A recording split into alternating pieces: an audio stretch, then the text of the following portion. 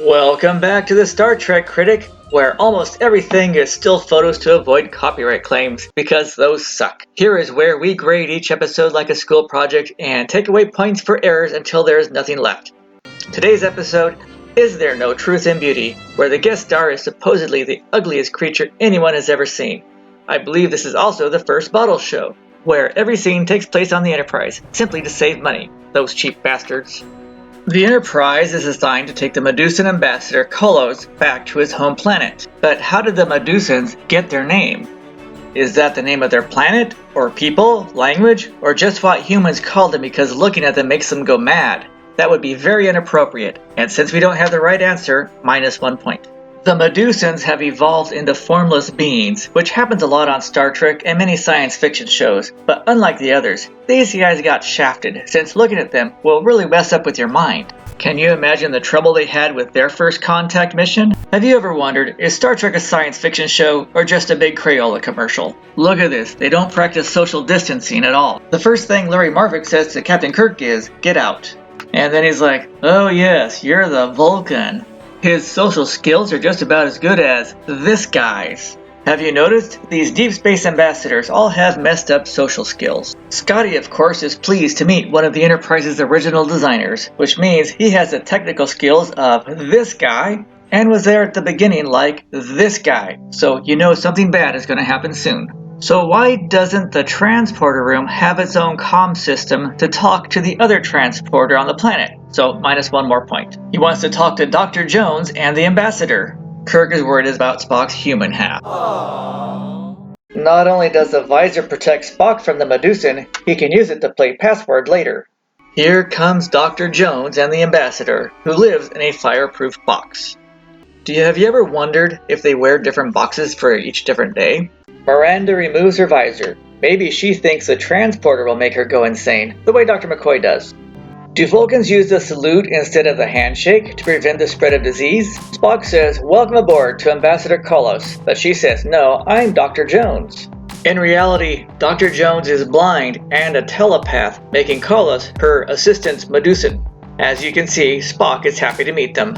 If the Medusans are such sophisticated navigators, why do they need to be transported around in a box instead of making a machine like this to move around in? Or like a robot human the way the Men in Black aliens did. They didn't do that, so -1 point. Look closely, the shadow in the lower right is of the camera crew, so -1 more point. The next point is lost since the transporter was built with steps, which are inconvenient when you're trying to carry something. And why does the entire crew stop in the hallway to listen to the captain when he says something over the PA? They can't walk and listen at the same time? They probably watched the radio 100 years ago too, so -1 more point. The blue shirt is chewing gum, so -1 point. If he can walk and chew gum at the same time, he can walk and listen to the PA too. The next point is lost for only one set of turbolift doors. And why don't they have anti-grav units holding up the ambassador? The poor ambassador has to listen to these two brown-nose each other. I think we'll be seeing this shot in a later episode too.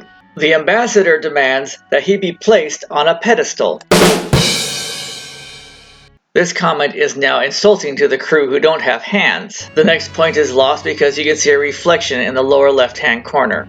Spock wants to say hello to the ambassador face to face. This could be a little dangerous. Reminds me of this.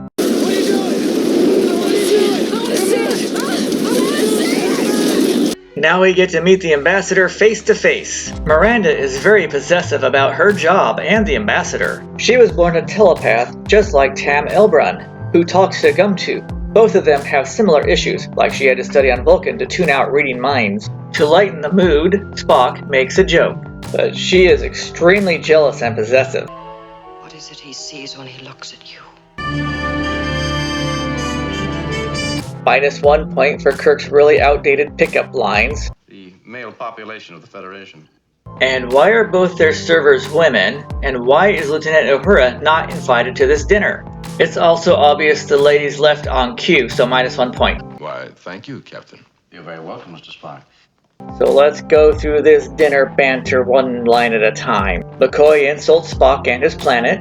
Somebody speaks for Miranda Jones, which is a form of sexual harassment. Miranda lets everyone know she's a really good telepath. Miranda gets really close to telling some deep, dark secret. She learned to do things that were impossible to do anywhere else. And they're like, please, please, tell us more. Miranda's about ready to give an explanation of this, but Spock has to speak for Miranda instead because he wants the attention. He also says the same things Deanna Troi says about Tam Elbrun 75 years later. It looks like he's boring these two though. Miranda calls him out for wearing the IDIC, and here is where another point is taken away for product placement. Not only was it not from an outside company paying them money to advertise, this is from Gene Roddenberry's mail order business, who did not pay for this. How tacky can you get? Leonard Nimoy refused to say the lines, and even William Shatner grunts them out instead. They finally get to talking about the Medusan, and he wasn't even invited to the dinner. Larry's job is to make instruments so they can fly Federation ships. That's actually quite a feat, but I bet his accomplishment is being sidelined by Miranda's success. Now they finally get to the speech about good and ugly, which gives Spock a chance to trash talk McCoy's home planet. And Kirk uses this as a chance to hit on Miranda Jones one last time, and he just insulted all the women on the ship for the past 3 years. McCoy questions her choices in life, and Miranda goes right back to him and questions McCoy about his choices. Is this the only time they drink Antarian brandy? Kirk tries to get her drunk. Now it turns into a murder mystery. Yes! Did she really sense that, or is this just an excuse to get away from the guys trying to get laid? Is the tradition of men rising for a woman just being polite, or is it supposed to symbolize something else rising? Makes you wonder. They don't give up, do they? She says, please stay and enjoy yourselves. No comment. McCoy tries to make his move one last time. These guys really need to take a cold shower, or go to Risa for a few weeks. Scotty and Larry go for another drink. Another point is lost since Kirk takes a drink from an empty glass, and a second later, it is half full. Either her sensor veil is also sending out serious pheromones, or these guys haven't seen a woman in a long, long time. Larry makes his move, but Miranda really is not interested and makes him stand in the corner. This is now a sexual harassment issue. Kolo spills the beans on Larry. She wants to play Counselor Troi on him, but that just pisses him off more. How much did he have to drink? He doesn't want her to have a successful career, he just wants her to be a woman. The next point is lost for reusing the same hallway scene we saw just a few minutes ago. Minus one more point for the door not being locked. Any one of the crew could have gone in on accident. Kolos has a great defense system, he just has to look at someone and scare him to death. I think I've seen that somewhere before. Oh, I know you're asking me. Can it be scary? What do you think of this? You like it? They now get a chance to save some money and just get to use the old-fashioned over-the-shoulder camera. They finally get a chance to use that camera with a fisheye lens. This poor guy just wanted to be on one TV show to brag to his family back home, and he gets whacked. Here comes the squad. Security should be in front of Kirk, but they're not, so minus 1 point. And if Spock is holding the visor, why is he in the back? Larry was already invited to engineering. They don't know he's gone mad. And Scotty challenges him to a wee wager. That's an old Scottish drinking game where you keep downing mugs until you have to wee. And why is Scotty in engineering? We just saw him drinking all night at the dinner, so minus 1 more point. Here comes the fight scene. Larry Marvick is good. He can fight 4 guys and send the Enterprise into unknown space at the same time. This is a rare rear shot of the bridge from the turbolift, and we finally see Sulu and Chekhov together from behind. The ship is in trouble, and all she does is look at Spock's butt. This is done strictly to attract a bigger female audience, since we now look at Chekhov's butt. Larry tries his poetry over the intercom, but I don't think Spock likes it. The ship is out of control and Kirk leaves the bridge, so minus 1 more point. In reality, William Shatner wanted to be in the fight scene too and not let James Doohan get all the credit. But since he gets into a fight instead of letting the security guard stun Larry, minus 1 more point. Reused Enterprise footage from The Cage, so minus 1 point. Now the Enterprise and its crew is really lost. Where are they? Where none have gone before. The good news is they try to talk him down since he has gone mad. They still should have shot him though. The moral of the story, if a woman isn't interested, move on. It's not worth it. And Larry Marvick, the famed scientist who designed the Enterprise engines and was going to make Medusan navigation possible, dies of love and insanity. Aww. According to the stardate, only 1 hour has passed, so minus 1 point. Usually I take points for a captain's log and going past Warp 8, but they are lost and Larry might know some secret about the Enterprise engines. But I will take a point for this rear shot of Chekhov but not Sulu because they are actually sitting there together. Sounds like McCoy is saying he died of fright. Spock says they are lost and they are screwed. Poor Chekhov, sometimes they just give him the worst lines. Wait until Star Trek VI. Russian epic of Cinderella. If shoe fits, wear it. Even Spock is sick of his lines. Mind melding with Kolos is the only way out. The only risk, not insanity, but Dr. Jones will object.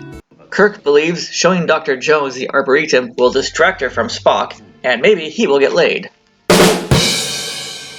Miranda says she has never been to Earth and spouts her views on Vulcan philosophy. Not romantic at all. There goes Spock with the magic visor. Kirk tries to make his move, but he's really screwing up this time because he called Kolos ugly, and Miranda doesn't see Kolos as ugly at all. He should really give up on her too. The hallway scene a third time. The secret is out. Miranda is blind and can't fly the ship. Is her dressmaker this guy? Miranda talks to Kolos. Kirk finally says something nice about her, but not to her. I wonder how this conversation will go. Larry Marvick has been waiting for her to say this for years. Spock does the mind meld with Kolos. Don't tell anyone, he's actually naked behind that barricade. Kolos is a rather pleasant character to meet, very down to earth, and he saves the ship. Is this the first time the meaning of her name is mentioned? Look closely, Spock is at navigation. Now it's somebody else. Reuse footage from the second pilot, so -1 point. Spock is back at the helm, so -1 more point. Kolos gets them right back to where they started. He's pretty good. Kolos, who lives in a suitcase, talks about how compact and lonely human bodies are. Time for Kolos to go back. Can you tell what's wrong with this picture? Captain! Spock! Don't look! Cover your eyes! This is a rare shot. I remember hearing that same phrase somewhere else.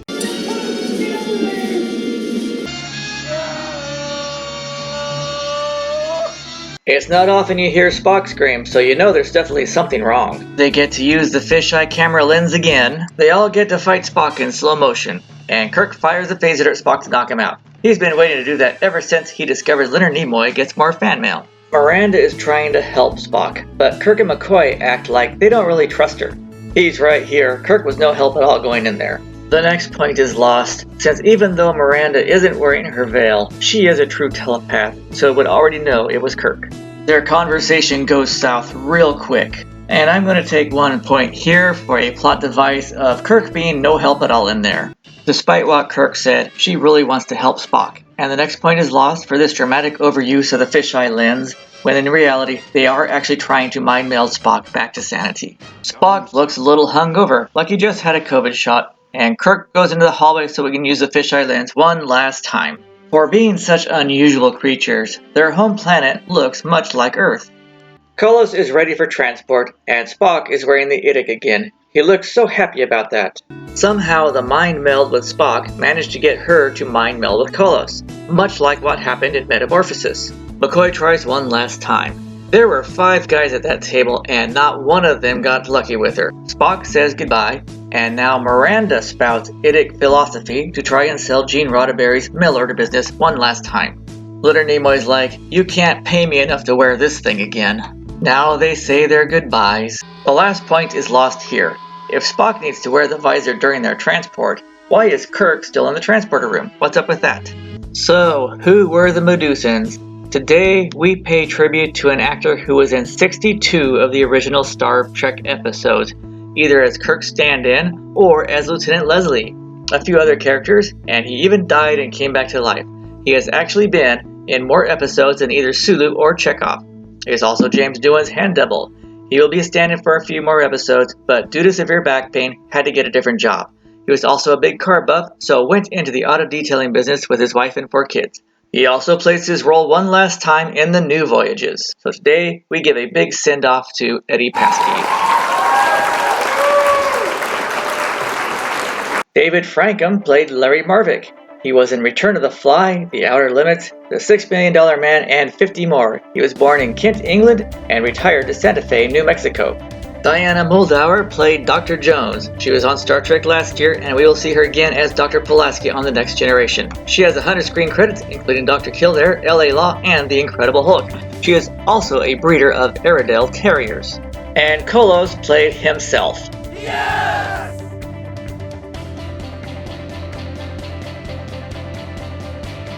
Is There No Truth in Beauty gets a score of 73%. Next week on Star Trek, we see a new visor for the blind.